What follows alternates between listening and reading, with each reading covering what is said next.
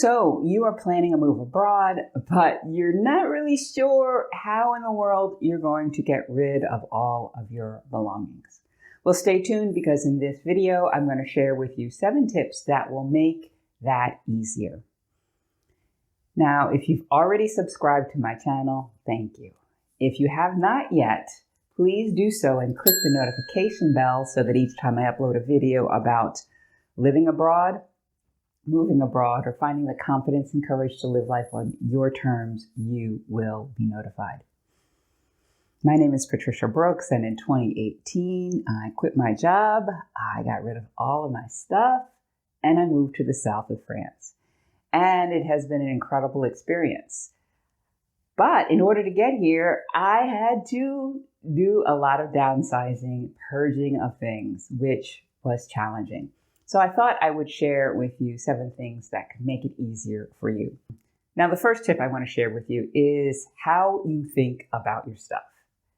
We often will buy things because we think they'll make us happy, they'll make us more comfortable, and sometimes they do, sometimes for longer or shorter periods. But when we have a lot of things, we can become attached to those things and believe that they make us who we are, that they give us value, right? If we have a fancy car, or we have a big house, or we have this expensive sofa, that makes us more worthy. And that is not the truth. So, knowing that you are not your things and that your identity is not tied to those things will make it easier for you to let these things go. Number 2 is closely related to number 1. And it's the idea that your environment or surroundings don't make you who you are either. They don't make you more acceptable or loving or who you are as a person. When I went away to college at age 18, I was very homesick my first year. And the reason was, I didn't know this till many years later, in fact, until I moved to France, was that I had created an identity for myself out of my surroundings, the home I had grown up in, the high school I went to, the classmates that were my friends. And when I was taken out of that environment, of course, willingly, because I wanted to go to college, and placed in a new environment that was so different, it felt so foreign to me. And all I wanted was to be back at home with my mom. Mommy. And so when you start to take on the belief that you are not your surroundings, that will free you up to embrace the new life that is ahead of you. And so that you'll have less homesickness. You know, you may long for some things at home, but it won't be this really hard homesickness. Number 3 is taking on the belief that getting rid of things is freeing. Now, you may already believe that, you may not. And it may take some time for you to truly believe it.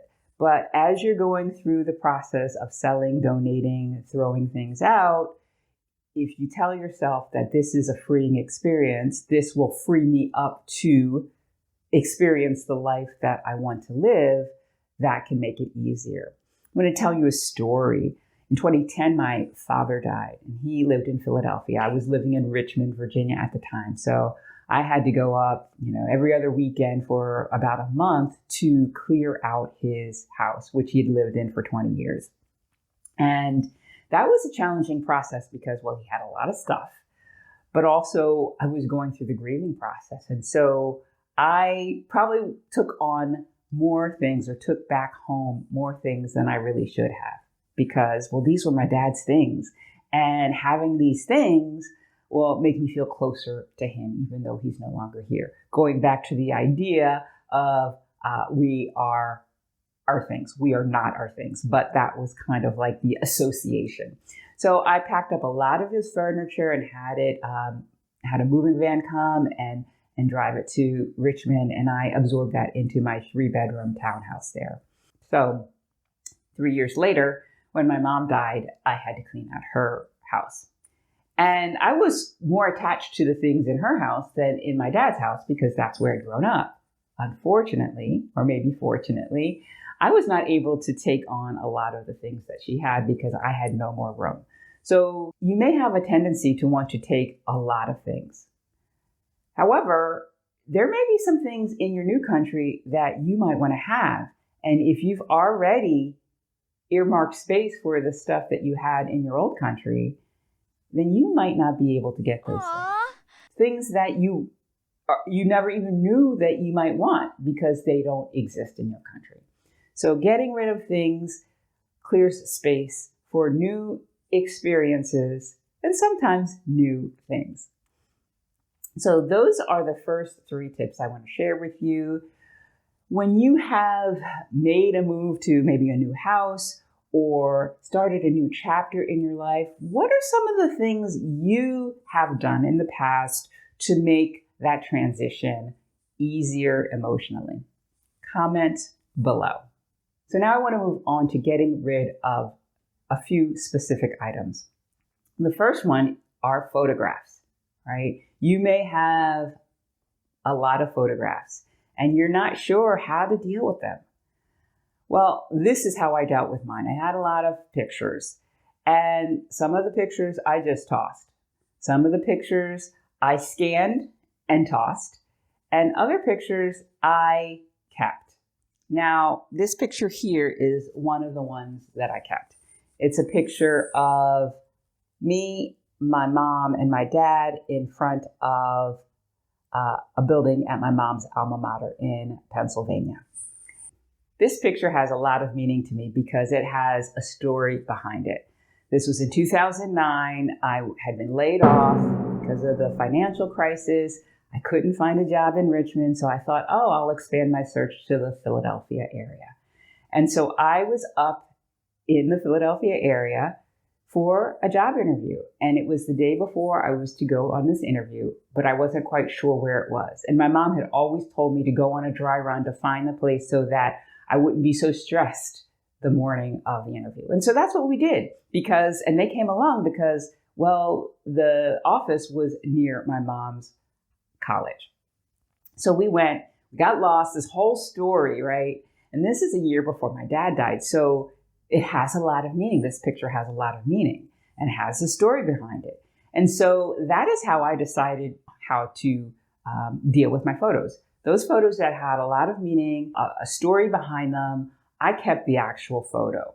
Now, those other pictures that had some meaning, but not as much emotional meaning, I scanned because I might want to look at those later. But I tossed them because they'd take up space. I'd have to bring them along, right, if I kept them. And then there were other photos that didn't really mean anything to me.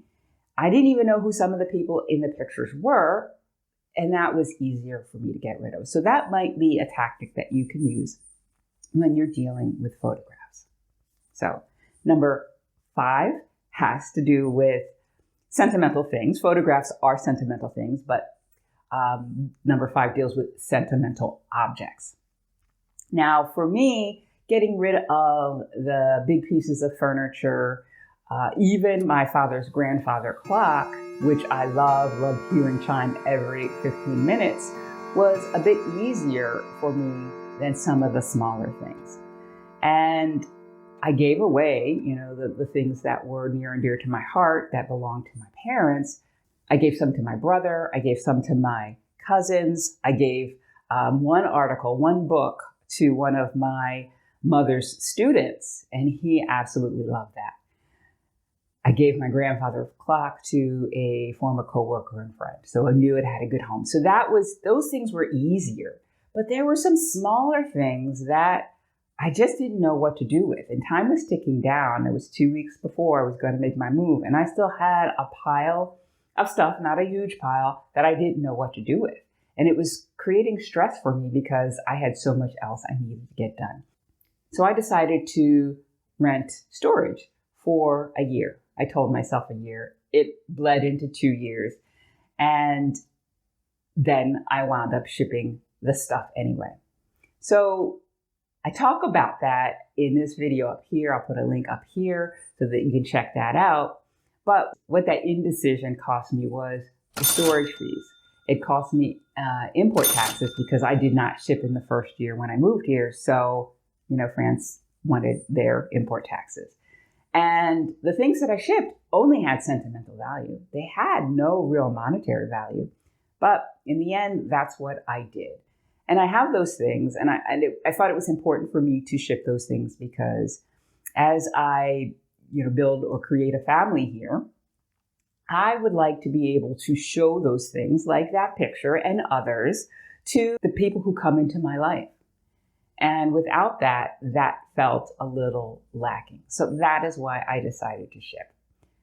But it was, again, only a small portion because I gave away things to family and friends who would appreciate them.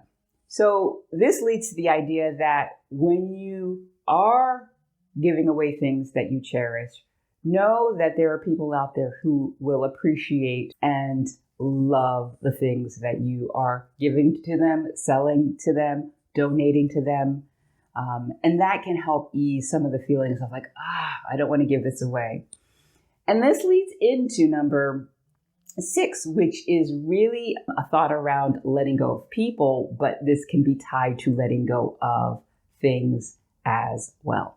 And it's a Louise Hay affirmation. Louise Hay, I love her. She was such a powerful, empowering woman. So this is the affirmation. I am willing to let go. People come into my life at the right time. We share the time we are meant to spend together. And at the perfect time, they leave. And I lovingly let go. I release others to experience whatever is meaningful to them, and I am free to create that which is most meaningful to me. Isn't that beautiful? So you can use that affirmation as you are purging stuff, right? And think of it, not only in terms of people that you may be leaving behind, temporarily, or maybe you may not see them again, but also the stuff that you may be letting go of so that they can make somebody else happy for a time. And then you can experience this new life that you are creating for yourself in your new country. Such a beautiful sentiment, I think. So that's number 6. And then number 7 is something that I drill home in so many of my videos, and that is know your why. What is most meaningful to you, right? Why are you making this move abroad? And when you know what you're going to be able to have, be, do, or experience in your new country, and when you call that to mind frequently, it makes doing all of the challenging work to get there that much easier because you are running towards something. And I think sometimes we can get stuck in the past thinking about what we're leaving behind and forget to think about why we're doing what we're doing and what we hope to experience in the future. So those are the 7 tips I have for you to help you get rid of things for your move abroad. Which of those do you think is most helpful? Comment below. Now, if you have decided and are ready to do this thing, but have some fear or self-doubt that you'll be able to pull it off, well, then maybe we need to talk. I'll put a link to my calendar where you can schedule a complimentary discovery session and talk about where you are, where you want to be, the things that might be holding you back, and if working with me might help you through the process. If you're not quite so sure that you're the kind of person who moves abroad confidently and sustainably and think a conversation might be a little premature, I have a quiz that helps you to assess your mental preparedness for making a move abroad. And I'll put that in the description as well. So those are the 7 things I think will make it easier for you to downsize, get rid of your things, so that you can start your new life in your new country. That's all I have for you today. I will see you again next time. Bye for now.